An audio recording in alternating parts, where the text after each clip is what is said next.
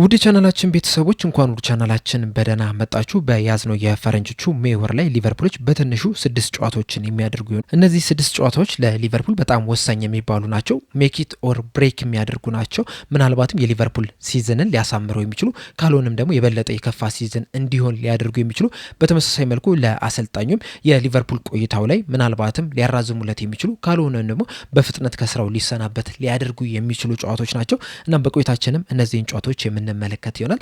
እናንተም በእነዚህ ጨዋታዎች ዙሪያ ያላችሁን ሀሳብ እንዳለ ኮሜንት ሴክሽን ላይ በመጻፍ እንድታሳውቁኝ። እንደዚህ ውስጥ ከነዚህ 6 ጨዋታዎች ስንቱን ሊያሸንፉ ይችላሉ፣ በኤፍኤ ካፑም በሻምፒዮንስ ሊግ ውስጥ ምን ያህል ደረጃ ድረስ ሊሄዱ ይችላሉ የሚለውን ሀሳባችሁ እንዳለ ኮሜንት ሴክሽን ላይ በመጻፍ እንድታሳውቁኝ በአክብሮት እጠይቃለሁ። ሰብስክራይብ፣ ላይክ፣ ሼር እያደረጋችሁም የቻናሉ ቤተሰብ እንድትሆኑ በአክብሮት እጋብዛለሁ። አሁን በቀጥታ ወደ ፕሮግራማችን የምንገባ ይሆናል። አብራችሁን ቆዩ። ሊቨርፑሎች እንደ ሁልጊዜውም እንደዚሁም ደግሞ እንደ ትልቅ ክለብነታቸውም ልክ ሲዝኑ ሲጀመር ለ4 ዋንጫዎች ነበር ሲፎካከሩ የነበሩት። ሲዝኑንም በጣም በጥሩ ሁኔታ ነበረ መጀመር የቻሉት። ቢያንስ በውጤት ረገድ በፕሪሚየር ሊጉ ተከታታይ 5 ጨዋታዎችን አሸንፈው ነበር የጀመሩት። ነገር ግን ከ6ኛው ጨዋታ ጀምሮ እስካሁን ድረስ በጣም ጥሩ የሚባል ጊዜን እያሳለፉ አይደለም የሚገኙት። ተከታታይ ጨዋታዎችንም ሲሸነፉ መመልከት ችለናል። በአንድ አጋጣሚ በ12 በሁሉም ውድድሮች ባደረጓቸው ጨዋታዎች 9ኙን የተሸነፉበትም አጋጣሚ አለ። እንደዚሁም በተከታታይ 3 ጨዋታዎችም 10 ግቦች ተቆጥሮባቸውም የተሸነፉበት ጨዋታ አለ። ከማንቸስተር ሲቲ ጋር 3 ጎል ተቆጥሮባቸው፣ ከኖቲንጋም ፎረስት ጋርም 3 ጎል ተቆጥሮባቸው፣ እንደዚሁም ደግሞ ከፒኤስቪ ጋር በአንፊልድ ባደረጉት ጨዋታ 4 ጎሎች ተቆጥሮባቸው ተሸንፈው ወጥተዋል። እንደዚሁም በካራባው ካፕም በክሪስታል ፓላስ ተሸንፈው መውደቅ ችሏል። በፕሪሚየር ሊጉም ከአርሰናል ጋር ያላቸው የነጥብ ልዩነት በዚህ ሰዓት ወደ 21 ነጥብ መስፋት ችሏልና የፕሪሚየር ሊግ ዋንጫ ፉክክር ውስጥ እንደሌሉም እንግዲህ ማረጋገጥ ከቻሉ ትንሽ ሰንበት በትም ብሏልና ባለፈው ሲዝን ዋንጫ ካሸነፈው በኋላ እንደዚሁም ደግሞ በክረምቱ የዝውውር መስኮትም የተለያዩ ጥሩ የሚባሉት ተጫዋቾችን ካስፈረመው በኋላ በዚህ ሲዝን ለፕሪሚየር ሊጉም የሚፎካከር ቻምፒዮንስ ሊግም የሚፎካከር በኤፍኤ ካፕም በካራባው ካፕም ጥሩ ውጤት የሚያመጣ ቡድንን ገንብተዋል ተብሎ ተጠብቆ ነበር። ነገር ግን በዚህ ሲዝን እየተመለከትነው ያለው ሊቨርፑል ግን እነዚህን ነገሮች ማሳካት አልቻለም። በፕሪሚየር ሊጉም መፎካከር አልቻለም።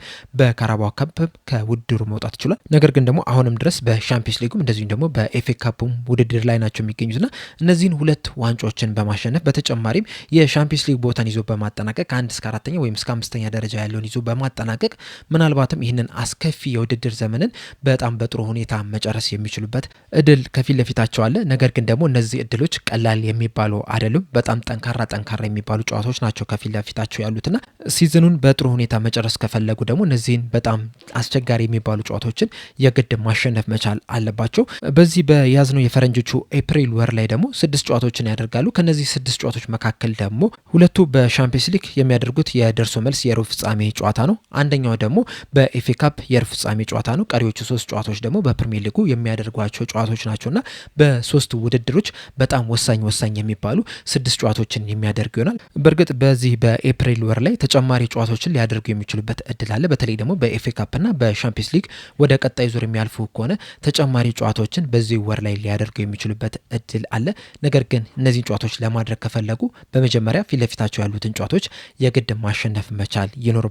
የዚህን የኤፕሪል ወር የመጀመሪያ ጨዋታቸውንም የሚያደርጉት ቅዳሜ ከቀኑ 8:45 ላይ በኤፍኤ ካፕ የሩብ ፍጻሜ ጨዋታ በኢታድ ከማንቸስተር ሲቲ ጋር የሚገናኙበት ጨዋታ ነው። ይህም እንግዲህ በጣም ተጠባቂ የሚባል በጣም ከባድ የሚባል ጨዋታ ነው። በእርግጥ ከ2 እና ከ3 ዓመት በፊት ሁለቱ ቡድኖች ሲገናኙ የነበረው አይነት ክብደት አይደለም በዚህ ሲዝን ሲገናኙ እየተመለከተን ያለ ነው። ማንቸስተር ሲቲዎችም የበፊቱ አይነት ጥንካሬ ላይ አይደለም የሚገኙት። እንደዚሁም ሊቨርፑሎችም በዚህ ሲዝን በጣም መጥፎ የሚባል የውድድር ዘመንን ነው እያሳለፈ የሚገኙት። እንደዛም ቢሆንም ግን 2 ትልልቅ ቡድኖች የሚገናኙበት ጨዋታ እንደመሆኑ መጠን በጣም ተጠባቂ የሚባል ጨዋታ ነው። በእርግጥ በዚህ ሲዝን 2ቱ ቡድኖች እንግዲህ በፕሪሚየር ሊጉ በደርሶ መልስ መገናኘት ችለው ነበረ። ሁለቱንም ጨዋታዎች ደግሞ ማንቸስተር ሲቲ ነበረ ማሸነፍ የቻሉት። ከረዥም ጊዜ በኋላ ነው እንግዲህ በደርሶ መልስ ሊቨርፑልን ማሸነፍ የቻሉት።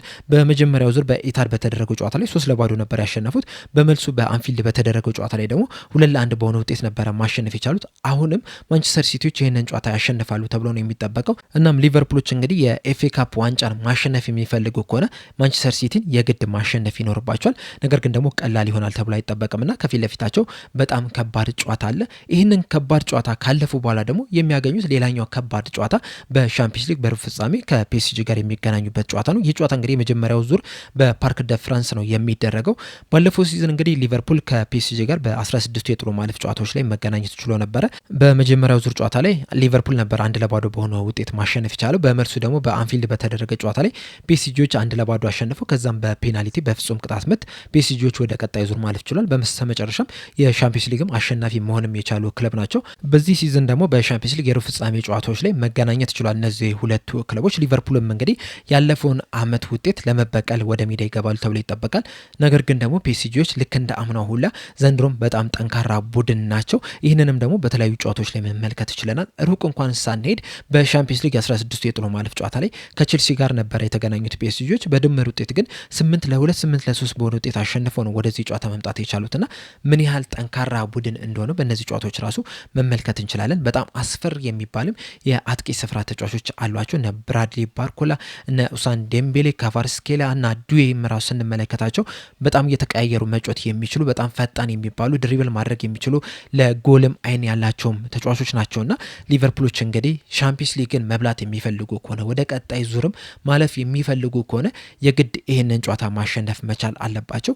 ከማንቸስተር ሲቲ እና ከፒኤስጂ ጨዋታ በኋላ ደግሞ የሚያገኙት ቡድን ፉልሃምን ነው። ፉልሃምም ደግሞ በቀኑ በጣም ጠንካራ የሚባል ቡድን ነው። በመጀመሪያው ዙር ጨዋታም በክራቨን ኮቴጅ በተደረገበት ማለት ነው ከሊቨርፑል ጋር 2-2 በሆነ ውጤት ነው ማጠናቀቅ የቻሉ። በተለይ ደግሞ ሊቨርፑሎች በዛ ጨዋታ ላይ ነጥብ የጣሉበትን ሁኔታ ስንመለከት መጨረሻ ደቂቃ ላይ በተቆጠረባቸው ግብ ነውና ተስፋ ሳይቆርጡ ተጫውቶ ከሊቨርፑል ጋር አቻ በሆነ ውጤት ማጠናቀቅ ይችላል። በዛ ጨዋታ ላይም ለሊቨርፑል በጣም ፈታኝ ቡድን ነው የነበረው። እንደዚሁም ሊቨርፑሎች እንግዲህ በዚህ ሲዝን ትንንሽም ከሚባሉት ትልልቅም ከሚባሉት ቡድኖች ጋር በጣም እየተቸገሩ ነው የሚገኙት። እንደዚሁም ደግሞ ከሁለት በጣም ከባድ ከሚባሉ ጨዋታዎች በኋላ የሚያደርጉት ጨዋታ ነው። እንደዚሁም ደግሞ ከፉልሃም በኋላም ደግሞ ሌላ በጣም ፈታኝ የሚባል ጨዋታ አላቸውና ለዚህ ጨዋታም ደግሞ ምናልባትም ሊቨርፑሎች ሙሉ ቡድናቸውንም ላይጠቀሙ ይችላሉ። እንደዚሁም ከብራይተን ጋርም እንደተመለከትነው አይነትም ጨዋታም ሊጫወቱ የሚችሉበት እድል አለ። እንደምታስታውሱት ከብራይተን ጨዋታ በፊት ከጋላታሳራይ ጋር በጣም አስደናቂ የሚባል እንቅስቃሴን አድርገው ነበረ። ነገር ግን ደግሞ የጋላታሳራይ ጨዋታ በጣም አድክሟቸው የነበረ ጨዋታ ነው። በጣም ሲሯሯጥበት የነበረ ጨዋታ ነውና ድካማቸውንም በብራይተን ጨዋታ ላይ በደንብ የተመለከተን ይመስለኛል። መሯሯጥ እንኳን እስኪያቀታቸው ድረስ በጣም ተቸግረው ነበር። ብራይተኖችም እንግዲህ በተለይ ሁለተኛው አጋማሽ ላይ በቀላሉ ነበረ ሊቨርፑልን ማሸነፍ የቻሉትና አሁንም ይሄ ነገር እንዳይደገም ፍራቻ አለኝ። በተለይ ደግሞ መጀመሪያ ከማንቸስተር ሲቲ ከዛ ከ3 ቀን በኋላ ከፒኤስጂ ከዛ ከ3 ቀን በኋላ ከፉልሃም ጋር የሚያደርጉ ጨዋታ ለሊቨርፑል ሊፈትን ይችላል ብዬ እገምታለሁ። በእርግጥ ለሊቨርፑል ጥሩ ዜናው ምንድነው? ከፒኤስጂ ጨዋታ በኋላ ከፉልሃም ጋር የሚገናኘው በሜዳው ነው።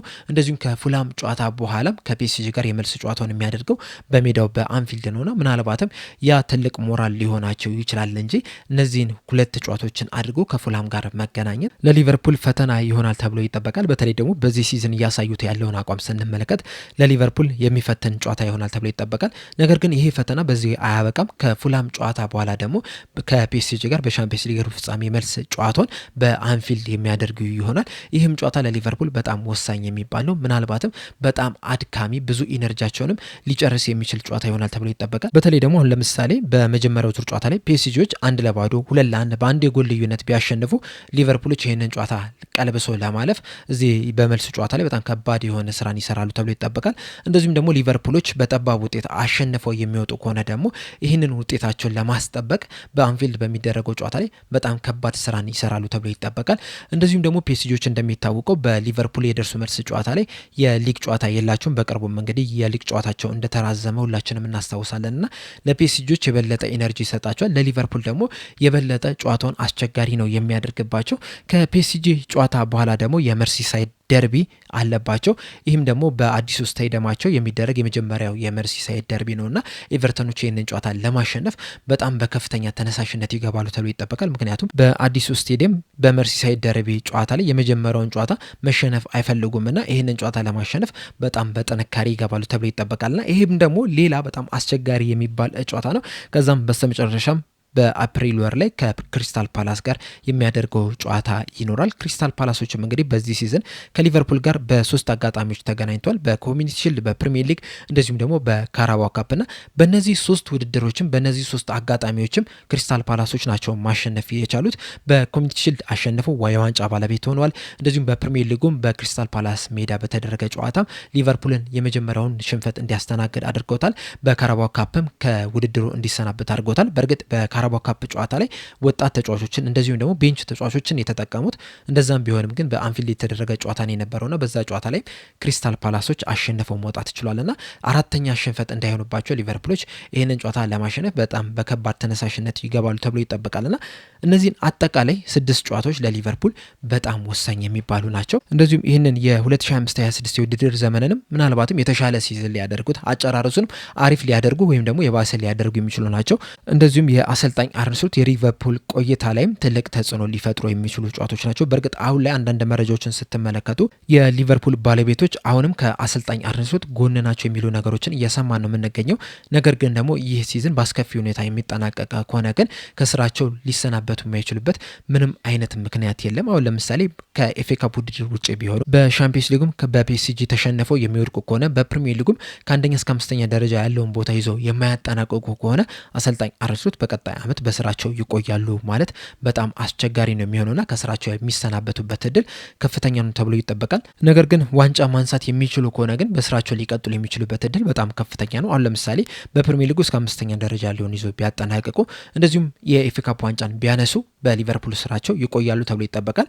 በተለይ ደግሞ የሻምፒዮንስ ሊግ ዋንጫን የሚያሳኩ ከሆነ በእርግጠኝነት በሊቨርፑል ስራቸው ይቆያሉ የሚሉ መረጃዎችን ነው እየሰማን የምንገኘውና አሰልጣኙ በስራቸው መቆየት የሚፈልጉ ከሆነ የግድ እነዚህን ዋንጫዎች ማሳካት መቻል አለባቸው። አሰልጣኙም እንግዲህ የተለያዩ መረጃዎችን ስትመለከቱ አሁንም ድረስ ይህንን ቡድን የተሻለ ማድረግ እንደሚችሉ እምነት እንዳላቸው እየሰማን ነው የምንገኘውና ይህንን እምነታቸውንም እንግዲህ ወደ ሜዳ የሚያወርዱበት ትክክለኛ ጊዜ ላይ የደረሰን ይመስለኛልና ከዚህ በኋላ እንግዲህ የሚደረጉ ጨዋታዎች እንዳለ ለሊቨርፑል በጣም ወሳኝ የሚባሉ ናቸው።